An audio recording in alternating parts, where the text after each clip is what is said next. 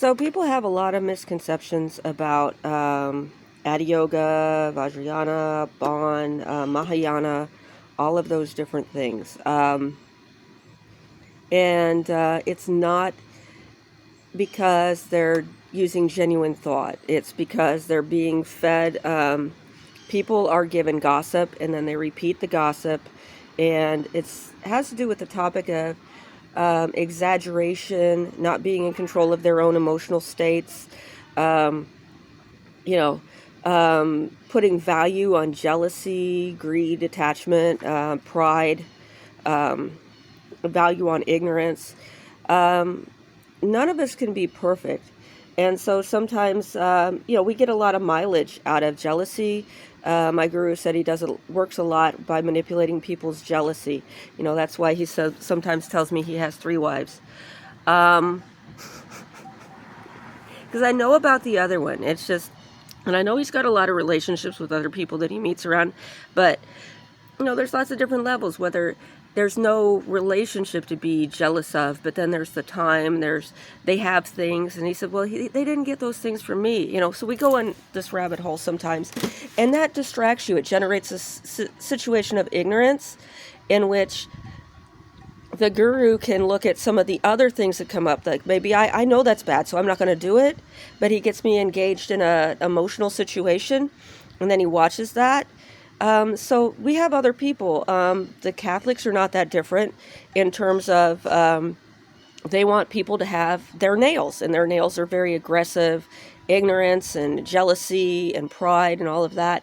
The idea that they're good at acting, they know when to confess to a priest, we don't have the idea that if you confess to it, your karma is gone. Here in our traditions that involve Buddhism, when you confess, you have the ability to get help from someone in righting the wrong. Or maybe you can't right the wrong, but now we know that that's part of your ground, so that you can say that that's not part of who you're going to be ongoing, or that is part of who you are now. Look, we've been down this road a whole bunch of times. You've confessed to this a bunch of times. I think this is just who you are. This is a mistake you're going to make. Now we drive a nail in it. We talk to Ekajati. We do all sorts of things. Now you got a little bit of Dharmapala in you. And see, this is an application of non-duality. Some people think that non-duality, they come at non-duality from the point of view of having grown up in a substrate of Zoroastrianism, in which there's justice, there's right and wrong, there's happy and sad, and say now there's nothing, now there's no emotions, and anything at all.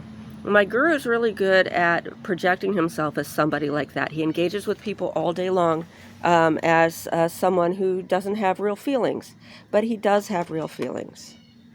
They're just not exaggerated.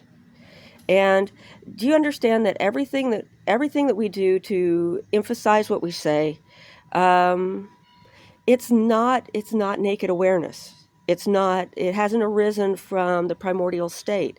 It's a conditioned behavior that was given to us so that we could unify our communication, so that we could relate to one another, so that we could trigger other people's behavior based on what we're doing and respond to their behavior in a way that's understandable to them, so they don't have to search around about it. But our actual behaviors could be more various. These behaviors, talk about the 9 dramatic moods, those could be older than 10,000 years or not. Maybe that is the result of our 10,000 years of Zoroastrianism being expressed in us and has changed our genetics, because that's what's gotten rewards, that's what's gotten punishments. So if you can't hear non-duality in my voice, if you can't hear the non-duality in my subject, there are very few people on this earth that are more non-dual.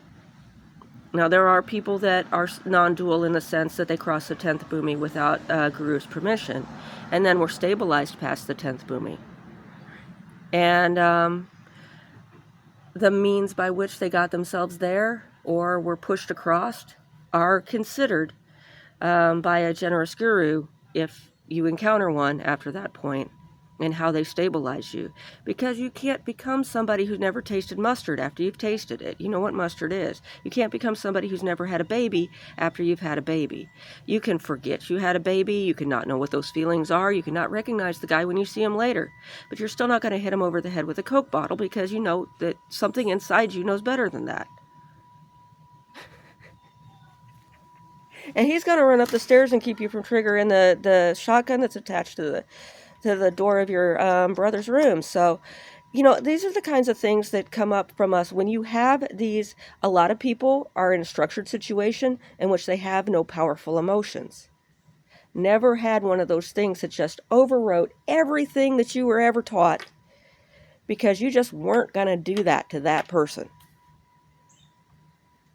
When you get to that moment, you have a right, you have the ability to choose whether you are going to stand by your primordial state or stand with the group.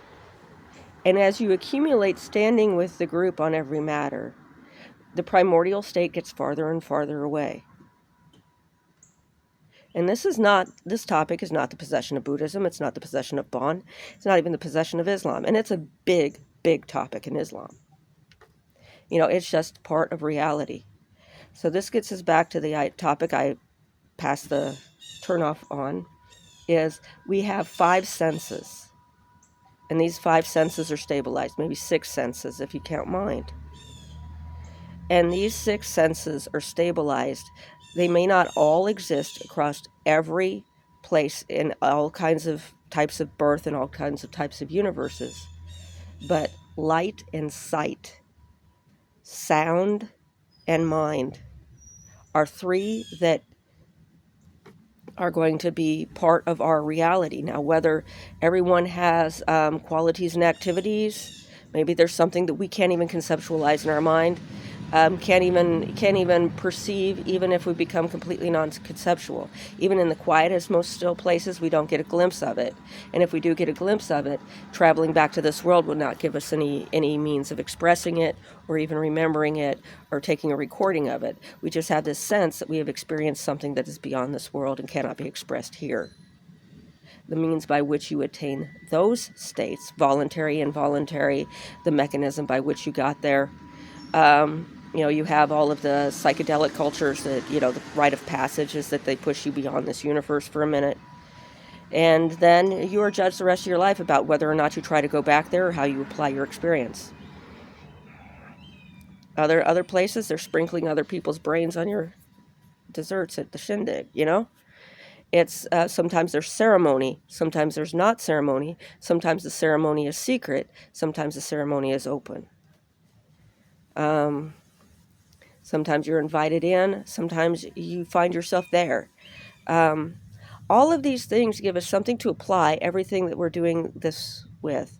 So when I see people wandering around here refusing to study the topics that they've been given, when they've been given a lot of resources and a lot of importance, a self-generating fan club and all of that sort of stuff, when they're not going to apply themselves to that, they're not going to get sympathy from me.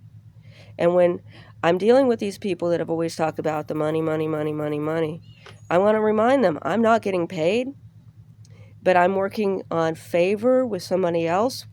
As a favor to him, I'm going to tell you to leave.